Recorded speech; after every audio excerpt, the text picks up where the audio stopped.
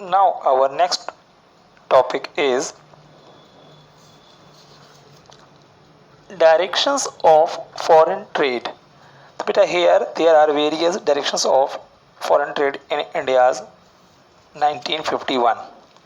First, since 1951, direction of India's foreign trade has also undergone a substantial change.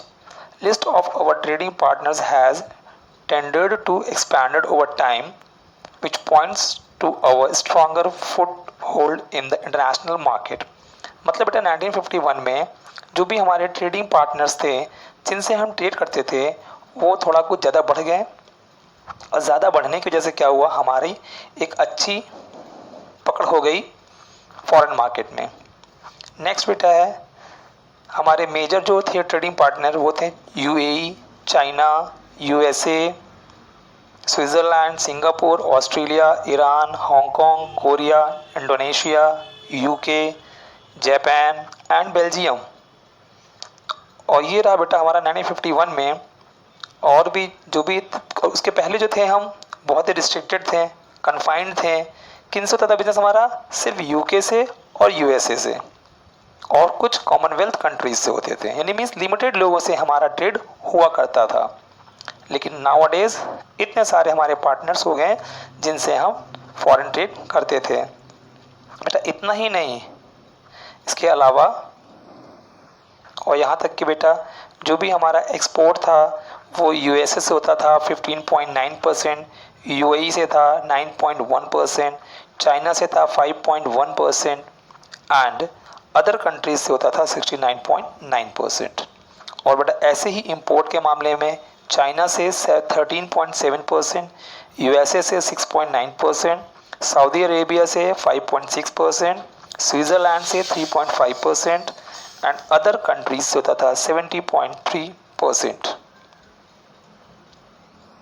और बेटा जो सबसे interesting बात ये थी बेटा कि जब फ्री ट्रेड होने लगा तो चाइनीज़ प्रोडक्ट जो थे हमारी कंट्री को डोमिनेट करने लगे। मींस इंडियन मार्केट में इंडियन प्रोडक्ट्स के बजाय चाइनीज़ प्रोडक्ट लोग ज़्यादा पसंद करने लगे क्योंकि उसमें बहुत ज़्यादा वैरायटीज़ थी और उनके प्राइसेस भी बहुत कम हुआ करते थे, जिसकी वजह से इंडियन मार्केट में चाइनीज़ आइटम की सेल ज़्यादा होने लगी। Now our next topic is 1991, a year of divide. It means that till 1990 हमारी जो थी बेटा वो इनवर्ड लुकिंग ट्रेड पॉलिसी थी, मतलब सब्स्टिट्यूशन ऑफ इंपोर्ट था। यानी हम इंपोर्ट को सब्स्टिट्यूट करते थे कि हमें इंपोर्ट ना करना पड़े और जो भी चीज़ों की को हम दूसरी कंट्री से इंपोर्ट करते थे तो इंपोर्ट करने के बजाय हमने ये कोशिश की कि हम उन प्रोडक्ट को खुद अपनी कंट्री में प्रोड्यूस करें डोमेस्टिकली यूज़ करने के लिए या जो भी हमारी डोमेस्टिक मार्केट में डिमांड है उसको पूरी करने के लिए। तो फिर हमने बेटा देखा ये चीज़ कि ये जो हमने रखी है पॉलिसी ये बहुत अच्छी नहीं थी, यानी इससे बहुत ज़्यादा फ़ायदा हमारी कंट्री को नहीं हो पाया। फिर इसलिए हमने क्या किया कि 1991 में एक न्यू स्ट्रैटेजी पॉलिसी को रिफॉर्म मतलब अपनी पॉलिसी को रिफॉर्म किया और न्यू स्ट्रैटेजी बनाई फॉरेन ट्रेड के लिए। तो बेटा वही इसमें बताया गया है कि इनवर्ड लुकिंग ट्रेड स्ट्रैटेजी। तो मैंने बताया पहले ही आपको कि इनवर्ड लुकिंग ट्रेड स्ट्रैटेजी क्या होती है। इसमें क्या होता है बेटा कि हम इंपोर्ट सब्स्टिट्यूशन करते हैं, यानी कि हमारे डोमेस्टिक मार्केट में जो भी चीज़ों की डिमांड है हम उसको दूसरी कंट्री से ना मंगा करके बल्कि अपनी ही कंट्री में उसको प्रोड्यूस करेंगे। और बेटा हम सिर्फ जो भी मशीनरीज वगैरह है उसी को इंपोर्ट करेंगे और उन चीज़ों को इंपोर्ट करेंगे जो मशीनरीज या जो चीज़ें हमारी कंट्री में बन पाना बहुत ही मुश्किल था। बेटा मशीनरीज का इंपोर्ट इसलिए कर लेंगे ताकि उस मशीनरीज की हेल्प से हम आगे की जो भी हमारी रिक्वायरमेंट है उस चीज़ों को हम प्रोड्यूस कर सकें। और बेटा इनवर्ड लुकिंग ट्रेड पॉलिसी को अडॉप्ट करके गवर्नमेंट ने ये तो काम कर लिया कि हमने अपने फॉरेन रिजर्व को सेव कर लिया, बाहर नहीं जाने दिया या इसको घटने नहीं दिया, बल्कि इससे एक नुकसान बेटा क्या हुआ कि हम अपने फॉरेन ट्रेड को बढ़ा भी नहीं पाए। मीन्स फॉरेन एक्सचेंज को बढ़ा भी नहीं पाए। बचा तो लिया हमने लेकिन हम उसको बढ़ा नहीं पाए। और गवर्नमेंट ने इनवर्ड लुकिंग ट्रेड स्ट्रेटजी को अपना करके अपने डोमेस्टिक मार्केट को फॉरेन मार्केट के कंपटीशन से सेव कर लिया, मीन्स बचा लिया, सुरक्षित रखा। क्योंकि बेटा जिस समय हमारी कंट्री आज़ाद हुई थी हमारी टेक्नोलॉजी इतनी अच्छी नहीं थी, इसलिए ऐसा करना बहुत ज़रूरी भी था। क्योंकि उस समय फॉरेन जो कंट्रीज थी बेटा उनकी टेक्नोलॉजी ज़्यादा अच्छी थी हमारी कंट्री से, वो उस समय हम उनसे कॉम्पिटिशन करते हैं या उनके कंट्री के आइटम हमारी कंट्री में बिकने आते तो हम उनसे कंपटीशन में जीत नहीं पाते, मीन्स हमारा इकोनॉमी फिर डेवलप नहीं कर पाती या उतनी अच्छी परफॉर्मेंस नहीं कर पाती। तो इसीलिए हमारी गवर्नमेंट ने अपनी कंट्री की इकोनॉमी को बचाने के लिए ऐसा किया था। तो बेटा आप ये देखिए कि जो भी हमने स्ट्रैटेजी अपनाई, आप सबको पता है हर चीज़ कुछ फ़ायदे होते हैं तो कुछ नुकसान भी होते हैं। ठीक बेटा वैसे ही जो भी हमने इनवर्ड लुकिंग ट्रेड स्ट्रैटेजी को अडॉप्ट किया हमारी कंट्री ने, उसके जो भी इफ़ेक्ट पड़े हमारी कंट्री में वो दोनों इफ़ेक्ट पड़े, गुड इफ़ेक्ट भी पड़ा और साथ साथ में मगर उसका कुछ बैड इफ़ेक्ट भी पड़ा। तो वो हम डिस्कस करेंगे अभी कि हमारा good impact of inward looking trade strategy क्या पड़ा, मतलब हमारा अच्छा असर क्या पड़ा इनवर्ड लुकिंग ट्रेड स्ट्रैटेजी का। तो देखिए बेटा इसमें क्या हुआ, पहला point, high rate of industrial growth with structural transformation. आप सबको पता है बेटा कि ग्रीन रिवॉल्यूशन होने से हमारी कंट्री में नियर अबाउट जीडीपी जो इंक्रीज़ की है वो थी 1951 में 12% और 1991 में 25%। तो ये समझ में आ रहा है हमको कि हमारा जो भी इंडस्ट्रियल सेक्टर का जो जीडीपी में इंडस्ट्रियल सेक्टर का जो ग्रोथ रहा है या फिर उसका जो भी कंट्रीब्यूशन रहा है वो अच्छा, काफ़ी अच्छा रहा है। ठीक बेटा, अब यहाँ हम बात करेंगे कि स्ट्रक्चरल ट्रांसफॉर्मेशन होता क्या है। बेटा स्ट्रक्चरल ट्रांसफॉर्मेशन जो होता है वो होता है सेकेंडरी और टर्शरी सेक्टर। एग्रीकल्चर तो मतलब हमारा अच्छा था ही, लेकिन उसी के साथ लगे हाथ हमारा जो था मैन्युफैक्चरिंग यूनिट और tertiary unit means service sector, उनका भी काफ़ी अच्छा रोल प्ले रहा है हमारी इकोनॉमी के डेवलपमेंट में। फिर बेटा सेकेंड पॉइंट हमारा आता है कि डाइवर्सिफिकेशन ऑफ इंडस्ट्रियल ग्रोथ। तो बेटा इसमें क्या था कि पहले हम लोग सिर्फ टेक्सटाइल्स और जूट में ही काम किया करते थे, लेकिन जब इंडस्ट्रियल ग्रोथ हुआ तो हमारी कंट्री में wide range of consumer goods as well as engineering goods का भी प्रोडक्शन होना शुरू हो गया।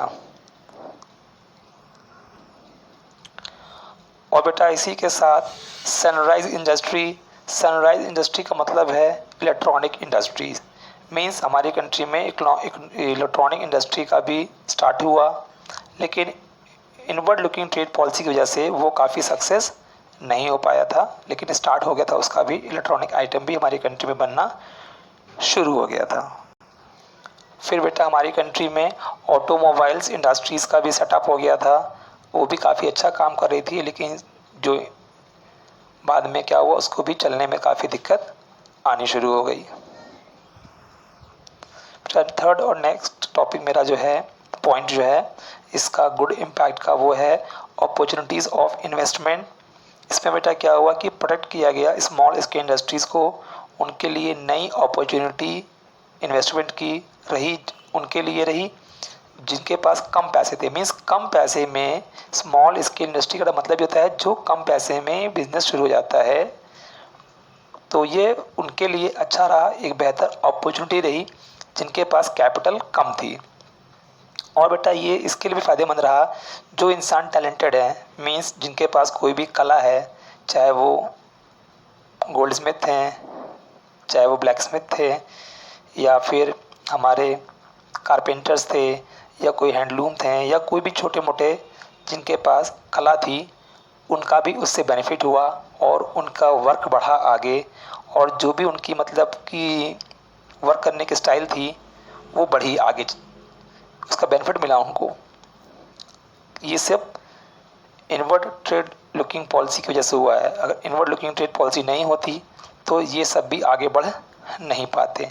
तो ये सारे थे बेटा हमारे good impact of inward looking trade policy. फिर बेटा अभी हम पढ़ेंगे bad impact of inward looking trade policy, जैसा बताया था आपको बेटा कि कुछ अच्छे असर थे तो कुछ बुरे असर भी पड़े। तो पहला प्रॉब्लम था, बैड जो इफेक्ट पड़ा हमारे इनवर्ड लुकिंग ट्रेड पॉलिसी का, वो बेटा था growth of inefficient public monopolies. बेटा इसमें क्या था कि जब सारे काम पब्लिक सेक्टर क्या करती थी, प्राइवेट सेक्टर को कोई भी चांस नहीं मिलता था, उस समय करप्शंस की बहुत ज़्यादा चांसेस बढ़ गए थे और उतनी ज़्यादा टेक्नोलॉजीज़ या न्यू चीज़ों का इनोवेशन नहीं हुआ करता था बहुत ज़्यादा। जैसा कि आपको पता है कि पहले जैसे कम्युनिकेशन है, BSNL, फ़ोन लेना है आपको, फ़ोन लगवाना है आपको, तो आप अप्लाई कर दीजिए, कम से कम 2 साल 3 साल के बाद आपको कनेक्शन मिलता था। लेकिन आज क्या है देखिए, कई सारी कंपनी आ चुकी हैं कम्युनिकेशन में, टाटा है, एयरटेल है, रिलायंस है, बहुत सारे हैं। तो बेटा इसमें क्या है वो कि वो खुद आपको करते हैं ऑफ़र कि आपको अगर न्यू कनेक्शन चाहिए तो बताइए, आपका कनेक्शन तुरंत हो जाएगा। तो अब लोगों को इतना लंबा इंतज़ार करना नहीं पड़ता, लेकिन पहले करना पड़ता था। तो ये थी प्रॉब्लम हमारी। फिर बेटा हमारा सेकंड पॉइंट है lack of competition implied lack of modernisation. बेटा जब उस समय हमारा मतलब कि हमारे कंट्री में जब मोनोपोली थी, उससे पब्लिक सेक्टर थे, प्राइवेट सेक्टर तो थे नहीं, तो बहुत ज़्यादा इंडस्ट्री होती नहीं थी, तो उनके में आपस में कंपटीशन भी नहीं होता था। बेटा जाहिर सी बात है कि जब कोई कंपटीशन नहीं है तो लगता था उनको कि जो हम बना रहे हैं वो सब सही है, जो भी सर्विस दे रहे हैं वो सब सही है, वो सब ठीक है। मतलब वो बहुत ज़्यादा इनोवेशन या मॉडर्नाइजेशन की ओर ध्यान नहीं दिया करते थे, क्यों लगता था कि जो हम कर रहे हैं वही सही है, उसमें तो कोई चेंजेस करने की ज़रूरत है नहीं। वो अपने आप को अपग्रेड नहीं करते थे। जैसे कि आपको पता है पहले कार था, पहले फिएट कार और एम्बेसडर कार, बस वही हुआ करती थी हमारे कंट्री में। लेकिन जब बेटा नई पॉलिसी आई तो वो सारी गाड़ियाँ रिजेक्ट हो गई और उसके बदले में बहुत सारे न्यू मॉडल्स, नए नए तरीके की गाड़ियाँ हमारे कंट्री में बिक रही है, लोग ले रहे हैं। ठीक है। और थर्ड पॉइंट हमारा है indiscriminate spread of public sector enterprises. और बेटा जो ये हमारा बताया गया है थर्ड जो बैड इफेक्ट है indiscriminate spread of public sector enterprises, इसका मतलब बेटा ये होता है कि यहाँ पर जो था सब कुछ, यानी कि सब कुछ और कभी भी, एनीथिंग और एवरीथिंग, कुछ भी और सब कुछ। ठीक बेटा, वो जो था सिर्फ पब्लिक सेक्टर ही करती थी, प्राइवेट सेक्टर को मौका नहीं मिलता था। तो बेटा देखिए क्या होता है कि किसी भी कंट्री में जब सारा काम करेगी पब्लिक सेक्टर तो वो तो सब कुछ कर ले जाएगी, ठीक है, लेकिन जो नए नए अपॉर्चुनिटी होती है बिज़नेस की, वो प्राइवेट लोगों को मौका नहीं मिल पाता था उस अपॉर्चुनिटी को ग्रैब्स करने का। वो सारा का सारा अपॉर्चुनिटीज स्वेलो कर जाती थी पब्लिक कंपनीज। बट आप खुद सोचिए कि अगर जैसे एग्जांपल के लिए शूज़, ब्रेड, बिस्किट, बटर, ये छोटी मोटी चीज़ें तक भी पब्लिक सेक्टर मीन्स गवर्नमेंट बनाएगी, तो सोचिए प्राइवेट क्या करेगा। तो ये थे बैड इफ़ेक्ट। और हमारा फोर्थ और लास्ट पॉइंट है बैड इफ़ेक्ट का, that is economically unviable state enterprises और पॉलिटिकल कंपल्शन। मतलब बेटा देखिए आप जानते हैं खुद, जब आप कोई भी बिज़नेस करते हो, बिज़नेस में लॉस होता है या प्रॉफिट नहीं हो रहा है कई सालों से, तो उस बिज़नेस को बंद कर दिया जाता है। लेकिन पब्लिक सेक्टर में ऐसा नहीं होता था। वहाँ पे ट्रेड यूनियंस होते थे, पॉलिटिकल लीडर्स होते थे, वो आ जाते थे कि अरे आप क्यों बंद कर देंगे, ऐसा नहीं बंद कर सकते। और फिर गवर्नमेंट भी उसको बंद नहीं करती थी, क्योंकि उनका मोटिव होता था not for profit but for welfare. तो उनका कहना ये होता था कि ठीक है, नहीं प्रॉफिट हो रहा है तो कोई बात नहीं, कम से कम इतने लोगों का घर चल रहा है, मीन्स इतने सारे वर्कर्स हैं, उन वर्कर्स को सैलरी मिलती है, वेजेस मिलता है, जिसकी वजह से उनकी फैमिली सर्वाइव कर रही है। तो गवर्नमेंट को लॉस सह करके भी उन सारी इंडस्ट्रीज़ को और फिर कंपनीज़ को चलाना पड़ता था। तो बेटा फिर ये सब चीज़ें थी कि कुल मिलाकर के अच्छा भी रहा बुरा भी रहा इस पॉलिसी का, लेकिन ओवरऑल कुछ अच्छा ही रहा 1990 तक। लेकिन फिर भी गवर्नमेंट ने बेटा एक सीरियस एक्शन लिया कि उन्होंने 90s के बाद मीन्स इन ईयर 1991 उन्होंने न्यू इकोनॉमिक पॉलिसी रिफॉर्म की, जो कि हम नेक्स्ट चैप्टर में पढ़ेंगे। Now thank you all of you, subscribe my channel. I hope you all will like this chapter and enjoy it very well. Thank you.